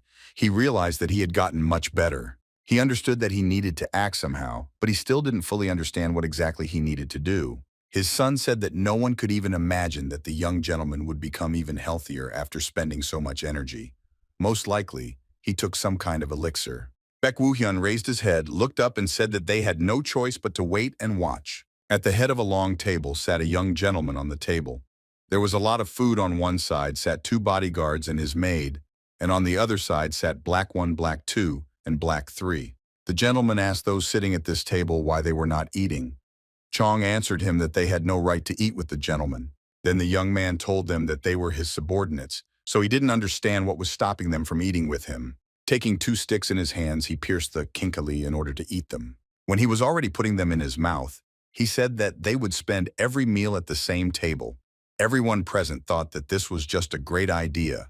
His servant said that she had heard that the divine healer Chong Chu would finally arrive to them. The master wanted to know who it was. She replied that it was a famous healer who, as they say, can even restore torn meridians. Then, unexpectedly for everyone, the young gentleman said that he would be able to cure his spirit. He just went to the brothel a few more times. Everyone present at this table did not understand how this was possible, because he would not be able to restore yang energy by absorbing yin. After listening to them, the young man thought and said that it could be called that. He asked when this doctor would be here. His servant answered that she had heard that he had already been seen in Wuhan, so he would arrive quite quickly. The young gentleman wanted to know if by any chance he was already in the estate of their clan. The maid told him that the gentleman doctor had a separate dwelling, but as she was told, the doctor wanted to inspect the place where he lived. This healer, when he approached the territory of this clan, said, if this is all true, he is very interested, and once upon a time he already knew someone similar. The doctor lifted the brim of his huge hat with 2 fingers. He thought it was a trading eye, a golden wall. It was a very loud name. He was interested in everything that was happening there. Even at the long table, the young gentleman and all his servants continued to eat. With 2 chopsticks, he took a piece of meat that lay in front of him on the plate. Unexpectedly for everyone, the young gentleman began to say that he had recently learned something that interested him. He said that the Black One had recently been helping his servants around the house quite a lot. At that moment, one of the blacks said that everything was not so at all. He was just guarding the warehouse that was entrusted to him. Then the gentleman added that Black is 2 and Black is 3 and they should try harder. At that moment, they said that they agree with the gentleman. Then the Black One turned to the gentleman and said that the young gentleman had become much more handsome than he had been before. Then he added that this was not just meaningless flattery. He actually noticed that the young gentleman had grown taller and more muscular, and he seemed to have fallen in love with him. The young gentleman ordered him to shut up because it even sounded disgusting. He said that he could change the technique of restraining his dirty mouth, after which the Black One said that he understood everything and he was silent. Not a word more about the appearance of the gentleman. He said he would not. The young master thought that he really wasn't as pale as he was before, and he definitely felt better. He wondered if this was one of the effects of the demonic soul-strengthening art. Whatever it was, and no matter how he felt, he needed to gather as much spiritual energy as possible. And if he continued to do this, then one day he would be able to rise again as a heavenly demon. Even time at the gate badly on the territory of the clan stood the same doctor who was supposed to arrive court. It seemed that everyone was waiting for him with great impatience and were happy that he had arrived. The head manager of the Golden Wall clan, Kamujin, said that they were waiting for his divine healer, and it was a great honor for him to meet him. The divine physician raised his hat and said that everything is God's will and the will of fate. He then added that he would like to meet the patient first and asked if he could take him to him, to which the chief manager of the Golden Wall clan replied that he would do so immediately. When the chief manager saw the doctor, he thought that he was much younger than he thought. This was most likely due to the elixirs he was taking the doctor to the patient. The divine healer said that the estate he was now moving through was simply amazing in its grandeur. The main manager explained that the owner had put in a lot of effort to build this place. It was one of the 3 best pavilions in the entire clan. When they almost reached the place where they were heading, he saw 2 workers and a girl. The divine healer stopped his gaze on this girl and he liked her very much. The only thing he wanted to know in this situation was who this girl was. She was really beautiful. The head manager said that this girl was the young master's maid and that she came to them from a fairly well-known brothel. She was one of those who voluntarily decided to serve their master. The divine healer looked at the 2 other women who were with her and asked if they were also. Then the chief managers answered him that the divine physician understood everything correctly. These 2 also voluntarily serve him. These are new servants who asked to go to the young master. The divine physician then said that all these girls had such a rare physique that he himself would not mind getting them. When the chief manager heard this from the divine healer, he didn't know how to react. Did he really want them too? After all, he couldn't even imagine that the divine healer could be so lustful. But out loud, he just laughed. He said that he understood perfectly well, because it's really hard to take your eyes off these girls. Then the divine physician said that he meant ordinary physical purity. That is what his master called this physique. After all, it is their physique that is like white snow, and they can all flourish no matter what path they choose. The chief manager then said that he understood what the divine doctor meant, and asked him for forgiveness for the misunderstanding. The doctor said that everything was fine and there was no need to worry. He asked if he could take them as his students. The chief managers were very surprised. He could not even imagine that the doctor could make such an offer to take them on as students. The doctor said that the chief manager understood everything correctly. If they allow it, he will never forget their help. The doctor understood that no matter how beautiful they were, if the main manager was not an idiot, he would not refuse such an opportunity to establish a relationship with him. In addition, many famous doctors work under his supervision. He was confident that the general manager would give a clear answer. When the young gentleman heard this proposal, he immediately gave an answer. He said that he refused, and he would not give these girls to the divine physician. The doctor could not have guessed such an answer, and once again asked the young gentleman to reconsider his decision. He tried to explain that his maid could only benefit from him making them his students. The young gentleman said that he had already heard from the doctor that there were more than 10 students. Does he really want to take 4 more? He said that the doctor's greed knows no bounds. The doctor said that the doctors who arrived with him are not his students. They are just helping him during his work. The young gentleman objected to the doctor and said that he didn't think so, and if you look at how these old men were hanging around him, then they were either his students or his subordinates. The young man told the doctor that he was much older than he looked. Everything that the divine healer heard was a surprise to him. He could not even imagine that they would tell him such things. Therefore, he answered the young gentleman that the opportunity to learn his healing techniques is not given to everyone. The young gentleman asked why study them at all. Then the gentleman added that this is all in addition to the fact that the doctor wants to get what belongs to him. The gentleman asked the doctor to tell him honestly whether he really wanted to take them away for any other reason than to teach them healing. He asked the doctor a specific question because they were all good material. The doctor didn't even know what to answer him. He just sat silently and looked at him. The doctor thought that his patient had gone too far. The doctor said that the material, is it possible to treat living people like that? The gentleman said that he never said anything. He just asked if they were good material. The doctor thought only that his patient had stepped over something, but there was no way back. In the doctor's opinion, he had a torn meridian. He thought that he could simply kill him. And if he says that the young gentleman died during the procedure, then no one will suspect anything. Unexpectedly for the doctor himself, something flew towards him. What happened, or Carr could not justify or understand in any way. He sat silently. The only thing he felt was some kind of blow to his head. His head fell back and the strings of his hat came undone. Likar did not understand what happened at that moment. The young gentleman said, did he really think that he could cope with him? Because the skills of this doctor were so weak. that he was unlikely to be capable of anything more than just treatment. The young gentleman looked at him, raising his head, and said that it seemed the best way out would be to finish him off right now, and asked the doctor if he thought the same. The doctor was very surprised because his court was invited to a very sick patient, but everything was completely different. But the most important thing was the thirst for blood that the doctor saw in the eyes of his patient. The next moment, the doctor hit the table with all his strength, causing the cup of tea to tip over. Oleg started shouting that he doesn't understand what the young man thinks he's doing now. His patient, a young gentleman, was sitting opposite him. He was absolutely calm.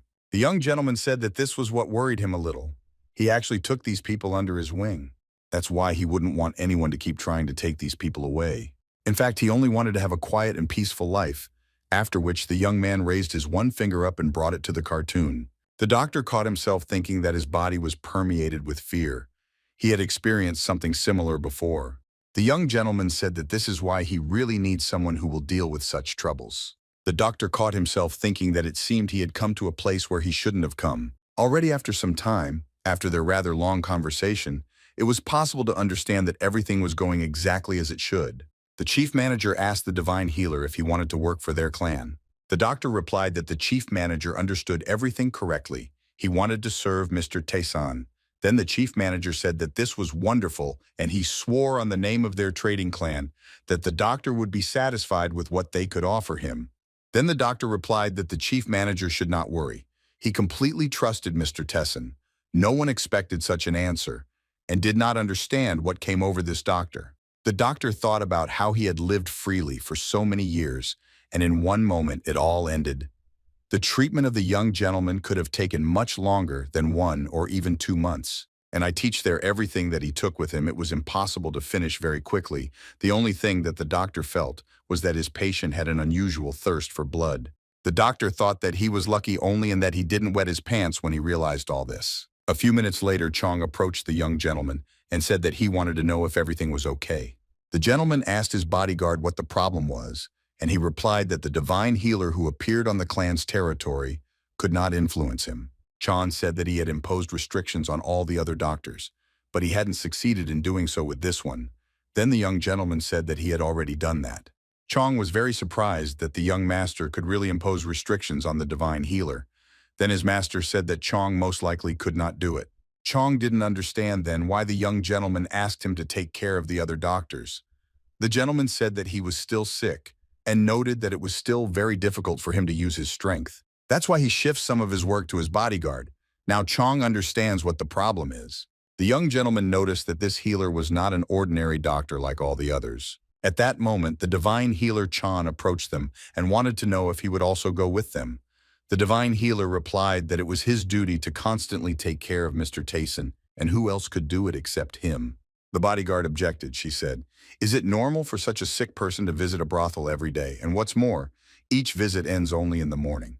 The doctor couldn't even imagine this, because his patient must be one step away from death. He didn't understand how he was in a brothel until the morning. The divine physician approached his patient, the young master, and said that he wanted to check his pulse first and that his skills were sufficient to do so right at that moment. The young master replied that the physician should hurry, because he was not going to waste his time on this. The doctor thought that if he touched him, he could see what condition his whole body was in. As soon as he touched the young master's hand, he was very surprised because there was no meaning to it. For some time he held his hand. It seemed to him that it was the hand of an ordinary sick person.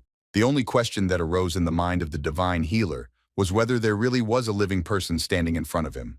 The 2 bodyguards of the young gentleman had seen quite a lot there recently, but they did not understand why the doctors were talking about such things. The young gentleman asked the doctor what he meant and whether he really thought he was alive only after he measured his pulse. The doctor explained that he had never seen meridians so damaged as the young master's. He could not even imagine that his meridians were also torn. In essence, this could only mean one thing, that the person standing in front of him was not alive, but simply dead. Then the young gentleman answered him, "Is he really asking what he is, Zhang Sure? Then he doesn't understand what to do with him." His bodyguard raised 2 fingers up and said, "Let's blow up his balls." The doctor unexpectedly, for all of them, began to say that everything was not so at all. He only wanted to say that the young gentleman's body was in critical condition, and he needed to immediately begin treatment, otherwise everything could get even worse. The young gentleman answered him whether the doctor could bet his life on what he had just said. The divine healer, without thinking, automatically responded that he could of course bet his life. Then he smiled and said that he couldn't do that because he had to look after the young master, so he couldn't violate his direct duty. The doctor added that his conclusions were still correct, and he really understood why the gentleman was still alive.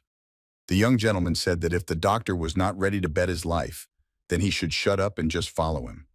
Otherwise, he should go to the estate. The divine physician immediately replied that he would of course follow the young master, he could have no doubt. The doctor thought, no matter how he felt about it, it was still very strange. He did not understand how the young gentleman could move at all. The divine physician asked the young master how they knew about him. The young master answered him that he never said that he knew who he was. The divine physician could not believe it.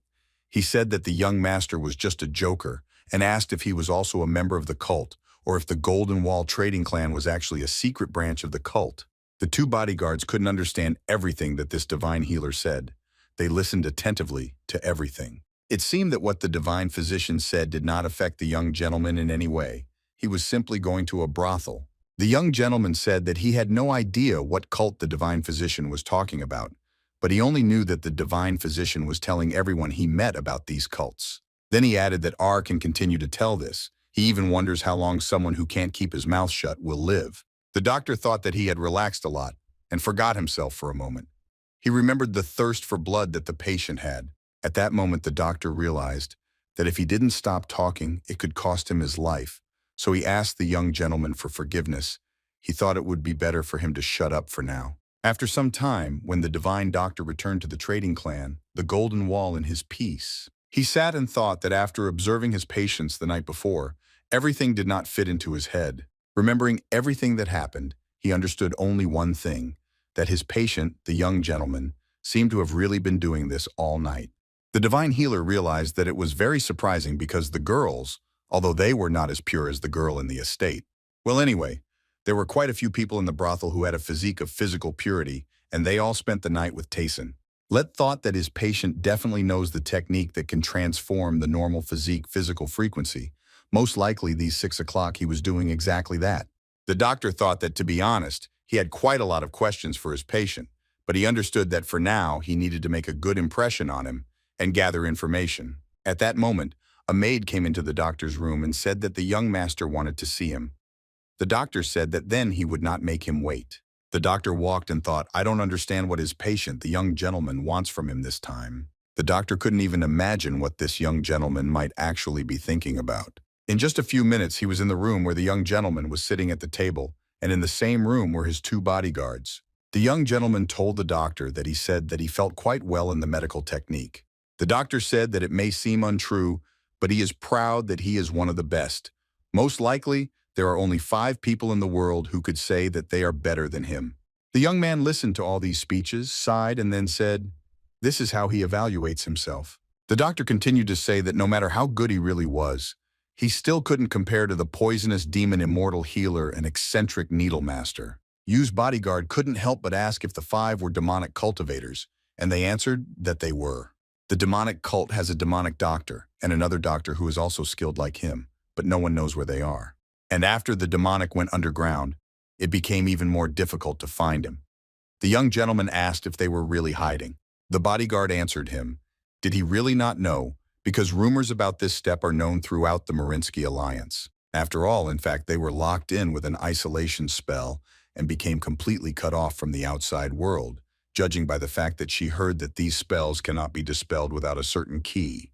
Heavenly Dima thought that most likely they were all talking about mystical heavenly spells. The very essence of the demonic cult was precisely in the conditions of activation, and this was the death of the cult leader, and the key to dispersal was the new chapter. In fact, breaking through the mystical heavenly spells was almost impossible unless you were a cult leader. And in his past life, he killed all the candidates for the title of Heavenly Demon, so unless somehow a new cult leader appeared, therefore, no one except him will be able to dispel the mystical heavenly spell. He understood this perfectly well. The young gentleman said abruptly that he did not want to hear about it anymore. He asked the doctor if he could reattach the limbs that were cut off or torn out with the help of his skills. At that moment, the divine healer smiled and said that of course he could do it. Then he added, although the mobility will not be the same as before if the arms or legs are torn off, but if they are carefully cut off, then he will be able to perfectly grow them back. The young gentleman asked him with what parts of the body he could do something like this. The doctor replied that with all limbs and most organs, he could easily save anyone, unless he was killed in an instant. The young master said that it is good then he wants the divine physician to be present at their training. The doctor was very surprised what it meant to be present at the training. He said that although he had to study martial arts, he specializes more in healing techniques. After the divine doctor's words, the young master turned and looked at his bodyguards. He said to them, "After all, they didn't hear everything that the doctor said. If they don't die right away, then everything will be fine." And then he added that they don't need to worry about severed limbs. The main thing is that they take care of their heads. His two bodyguardians asked in one voice what he was talking about. The young master looked at them and said that the best way to become stronger is to fight for real. They can learn a lot if they fight as if they want to kill each other. His two bodyguards were simply in shock. They couldn't fight each other, much less kill each other. After which the young gentleman told the divine physician to make sure that they would not die there, and he said that he would take care of everything. "Chong, you momentarily told your master if they train together, then he will be left without protection at that moment."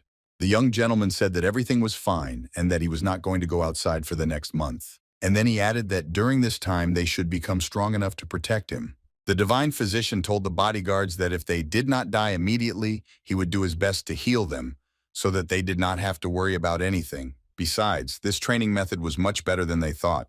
Apparently, in fact, if they really train like this, then their skills should increase many times over. The doctor thought that he wasn't even cheating, because this method is really time-tested. Because this method was invented by the sacred section of the heavenly demon, after just 1 month, the training took on a completely different character. Chong looked at her, and the video was not of the bodyguard, but of his rival. He was ready to hit her quite hard.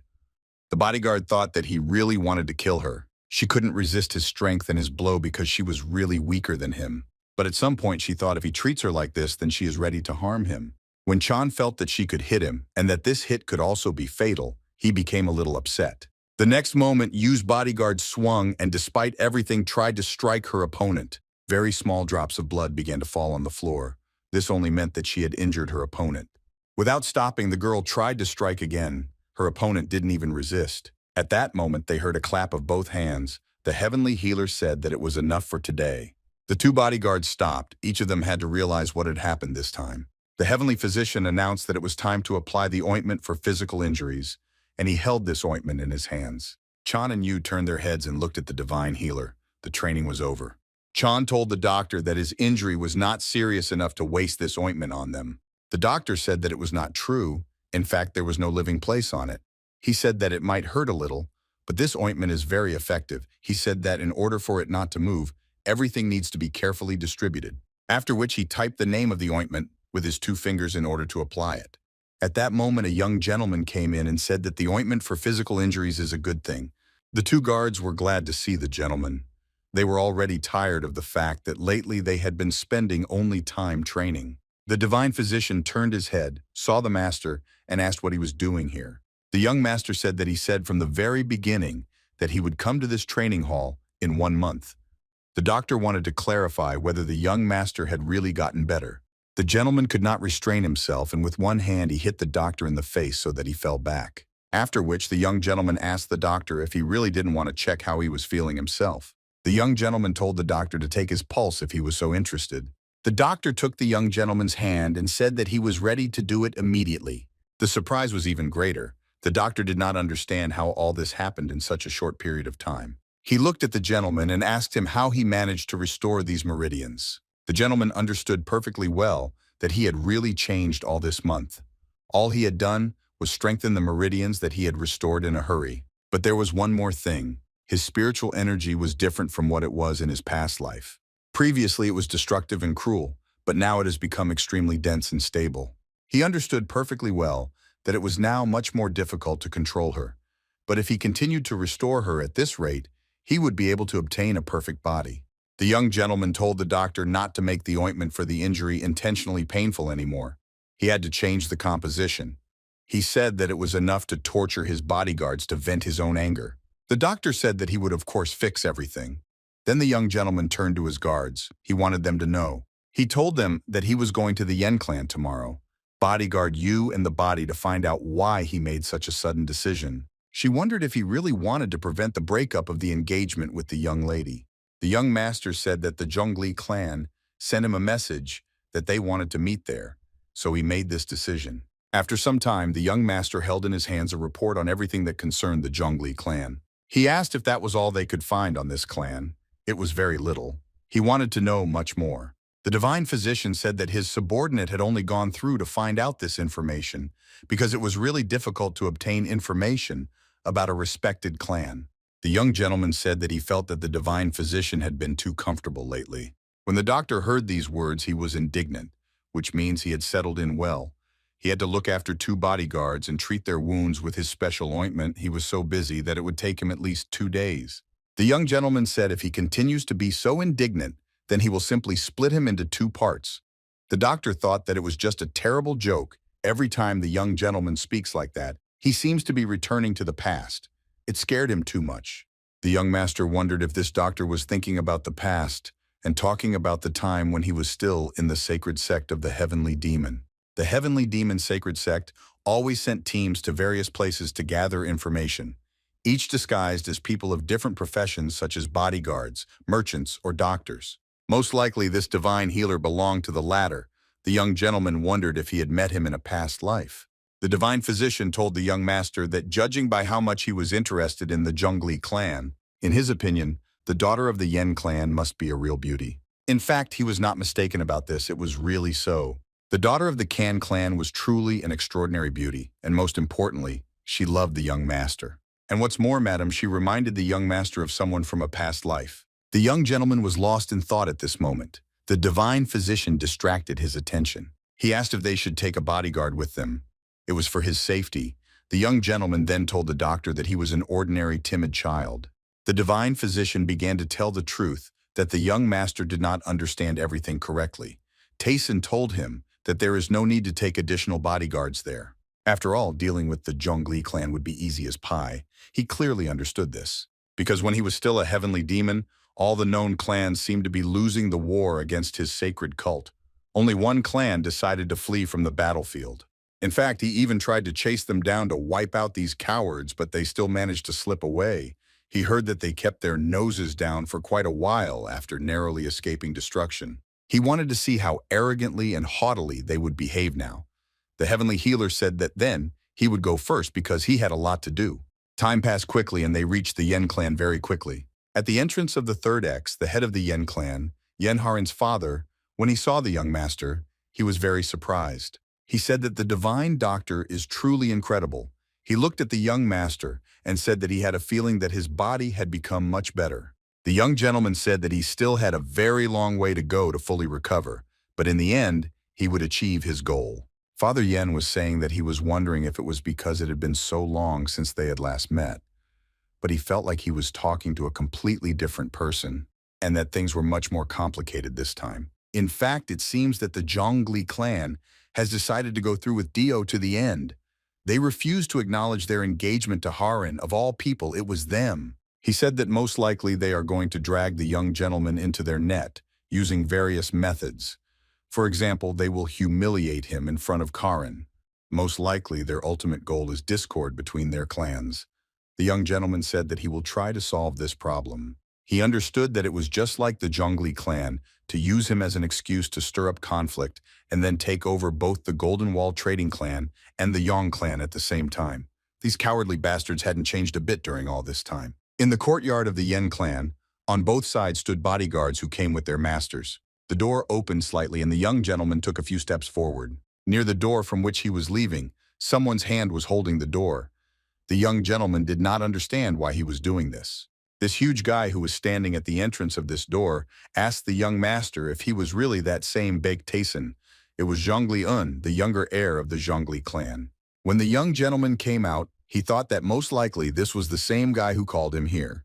The representative of the Jungli clan told the young man that judging by what he heard, he couldn't do anything even in bed without hearing an answer. He said that he really couldn't speak and was deaf. Then he noticed that if he didn't want to talk to him, he could teach him some manners. The warriors who crossed over with the junior representative of the Jungli clan were ready. Each of them grabbed their sword.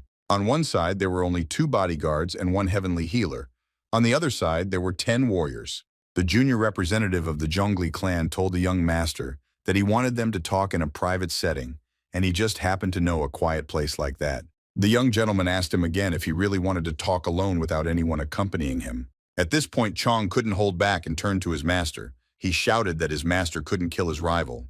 The Jungli clan representative laughed. He said that even his bodyguard was incredibly arrogant. He said that it was easy to fix because his warriors would put everything in its place. It would be nice if the young master's bodyguards could hold out for at least a few minutes. The young gentleman said that it was a very good idea, and his bodyguards had just finished their training. The junior representative of the Jungli clan said that in that case they were ready to leave to talk in private and left the rest to their warriors. His warriors thought that even though their master had said that it would be a sparring match, they were not going to hold back. Having prepared for battle, they decided that their 2 opponents could only blame their luck for this. The divine physician thought that this was a very interesting development. It seemed that the guys standing in front of them were the elite of the Jungli clan. The doctor thought it would be funny to see the fruits of the bodyguard's training, which lasted for 1 month. In fact, he himself hated fighting. He thought that he first needed to move as far away as possible so that he would not get hit. After some time, the 2 young gentlemen were standing in a very secluded place where there really was no one. The junior representative of the Jungli clan, when they came to this place, asked how the young master thought that this was really a secluded place. Then the young gentleman said that he really tried hard, that he had not arrived long ago and had already found such a wonderful place. His opponent said that he really noticed everything correctly. He had been waiting for this moment since he arrived on the territory of this clan, and it was worth waiting for. The younger representative of the Jungli clan immediately got down to business. He began to say that his opponent probably does not know this, but he is quite skilled in causing more harm to other people, and the young master will simply be delighted. Tayson listened to everything his opponent said, and the young master answered him that he was waiting impatiently. He added that before he showed it to him, he wanted to know what he really had in mind, since it wasn't that he really wanted to marry Yon Haran. The Jungli clan representative said that Yon Haran is really pretty, so much so that he wouldn't mind taking a closer look at her, but that doesn't mean she's suitable for him as a mate. He then added that his ambitions extended much further, and he was not at all interested in the Yon clan. In fact, this clan is not enough for him at all. The young man swung to strike his opponent. He threw a knife at him. But how surprised was he when there was no one in the place where the young gentleman had just stood, and the knife hit the tree straight. The younger representative of the Jungli clan stood in this position for a few more seconds. He did not understand what had happened, and he was even more surprised when he felt a friend on his head, and when this hand hit him.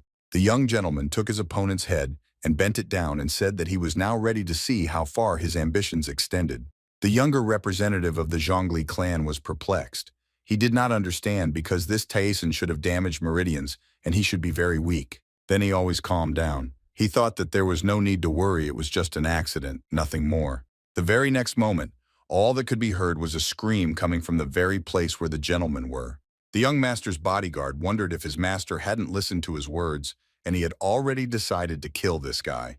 The warriors who were ready to strike the young master's bodyguard began to say that it seemed that their master was in some trouble, and that they definitely did not want to sell him.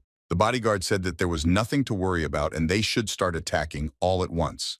The warriors laughed and said, "Well, if she insists so much." The very next moment, many swords were raised up, all of them ready to attack the 2 bodyguards. These guys told the bodyguard that they would be happy to play with them and tried to attack them. From the very first minute, Chong took over the course of this battle, and luck was on his side. He immediately stopped one of them. "I kicked this guy from below so hard that I couldn't move any further." The bodyguard's attackers shouted that he was going to get it now, the arrogant bastard, but none of them were able to carry out the attack to the end. Chong understands perfectly well that they are attacking from 2 sides, not only from the front but also from behind. He needed to do something about it. Therefore, having hit the one who was behind and knocked the sword out of his hands, he began to attack the one who was in front. Another sword from one of these warriors lay on the ground, and it was no longer so dangerous. Yu's bodyguard stood ready to repel any attack. She asked her opponents if they had forgotten about her. Within a second, she was standing back to back with Chong, ready to fight off any attack from her opponents. Chong told her that he had not forgotten about her in any way, and that they should not let their young master down. In this situation, they needed to show how effective the training they had been doing for a month had been. At the same time, the young gentleman kept his hand on the opponent's head. He wanted to ask where all his arrogance had gone. He told his opponent that he was only entertaining half of it, and so that he wouldn't worry so much, he was leaving him alive this time. No matter what he thinks, he decided not to kill anyone this time. That's why they're leaving him alive. The events that took place in the Yen clan were not yet finished. Everything had not yet been decided. Bodyguard Yu dealt with one of her opponents, inflicting damage on him, and moved on to the next one. After some time, the entire elite army that accompanied the junior representative of the Jungli Clan was either eliminated or lying on the ground. Two bodyguards, Chong and Yu, successfully completed the task assigned to them. You thought that she had doubts and she said so, but in fact they could and they did it. Chong answered her that he had no doubts and believed in the young master to the end. He was sure that they would succeed. The girl still looked at Chong and said that she couldn't even think that they would be able to defeat the Jungli Clan warriors. She unexpectedly asked everyone who Mr. Beck was anyway. Chong answered her that no one knows who he is, although one can say for sure that if it weren't for him, they would be lying on the ground now. Before arriving at the Ye clan, he told them about the weaknesses of the Jungli Clan members that they were supposed to meet before they even arrived at the estate. It seemed like he knew everything about them. Although Chong was not completely loyal at first, as he fought with these warriors, it became easier for him to predict their movements. And everything that happened, his bodyguard understood that it was all thanks to the young master. Chong told you that they really did it and their young master is really incredible. The divine healer stood on a small bridge from which one could observe everything that was happening. Hearing from behind, he turned his head and saw the young gentleman. He was a little surprised. The divine physician saw the young gentleman and asked if he was really here. The young gentleman asked what he was doing here alone.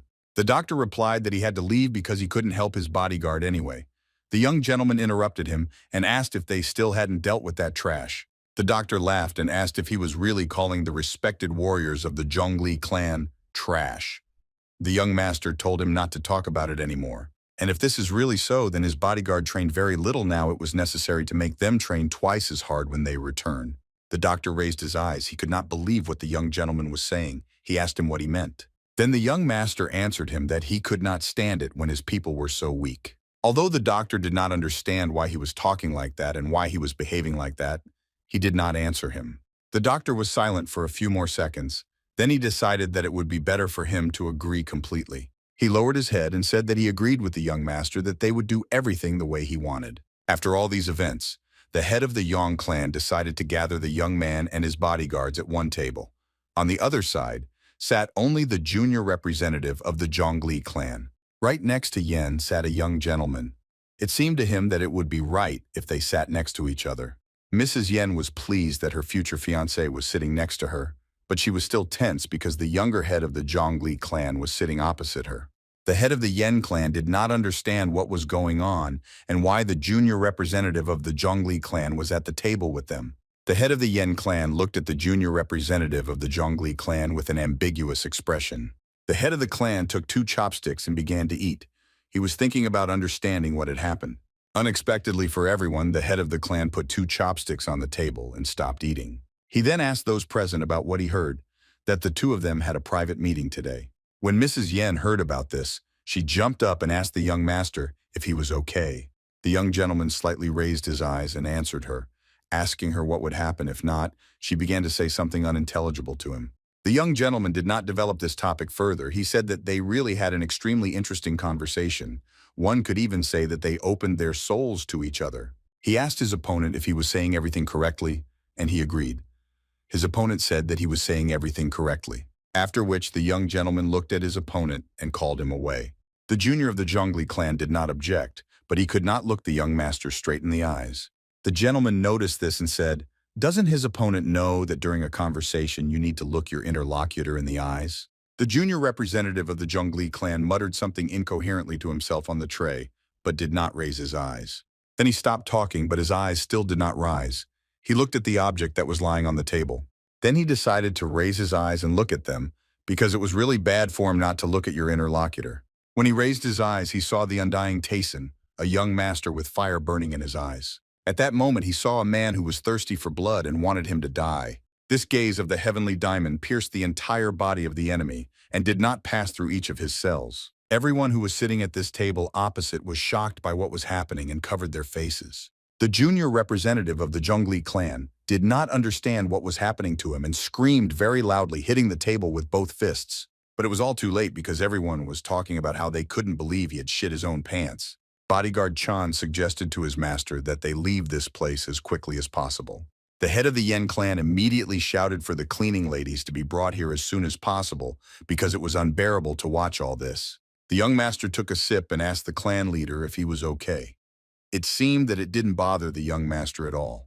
At the same time, there was some kind of commotion in the Jungli Clan. Everyone was shouting and telling each other something. The head of this clan did not understand what happened. He was simply furious.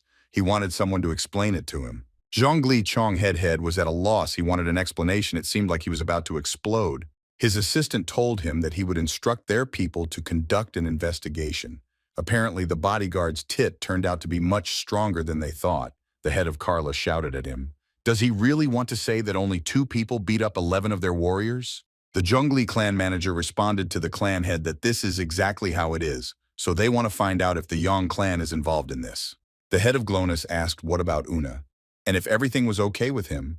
The managers answered that he was still sitting in his room. He heard that he never went out. And apparently there is something wrong with his martial arts, but they can't figure out what exactly it is because he has lost some of his memories. The clan leader chuckled and said that not only had he shit his pants, but he had also become a complete idiot. The chief thought that this baked Tayson was to blame for everything, but it couldn't be that everything happened because this young gentleman was on the verge of death. He thought that something was wrong here. The head of the clan said that he is sure that someone else is involved in all of this, and he needs them to find out who exactly is involved at any cost. The leader of this clan lowered his head and said that they would do everything as the master wanted. The clan leader said that this clan was almost destroyed by a heavenly demon because of his father's actions, and when they finally got back on their feet, they were humiliated like that. The clan leader couldn't just leave it like that.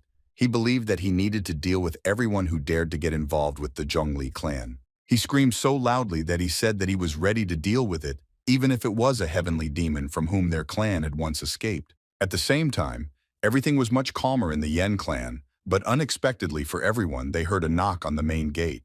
When this gate was opened, they saw the manager and quite a lot of Jungli clan warriors on the threshold. Chan stood to the side and looked at the warriors who had arrived here to sort out everything that had happened. At some point, he even felt uneasy because there were quite a large number of these warriors. He decided that he should tell his young master about all this. He should be aware of it. He went and told his master that the Jungli clan had sent more people. The young master said that these people had come to take revenge. Chong replied to the young master, well, most likely he is not sure about this, but among them there are several quite strong martial artists. The young gentleman asked where he came to such conclusions from and how he understood that these were masters. Chan answered him that it was not that difficult, and one of them even intentionally released his aura so that he would understand that he was a master of martial arts. The young gentleman lowered his head, laughed, and answered his bodyguard that there will always be those who can't wait to show off and who will only reform after they are beaten very badly. The young gentleman said that it was time for them to go. Chong asked him again if they were really going to meet the newly arrived warriors. The young gentleman said that they didn't need that at all. He just needed to go somewhere. Chong was perplexed. He asked again if he really needed it right now, since they hadn't resolved the issue with the Yen clan yet. The young gentleman looked at his bodyguard and answered him that they would be cleaning up the shit for a long time after that, and he wanted his bodyguard to go with him. Chong did not resist and said that he was ready to go with his young master. After which, the young gentleman turned around and said that finally, it was becoming at least a little interesting, because before that he had been very bored.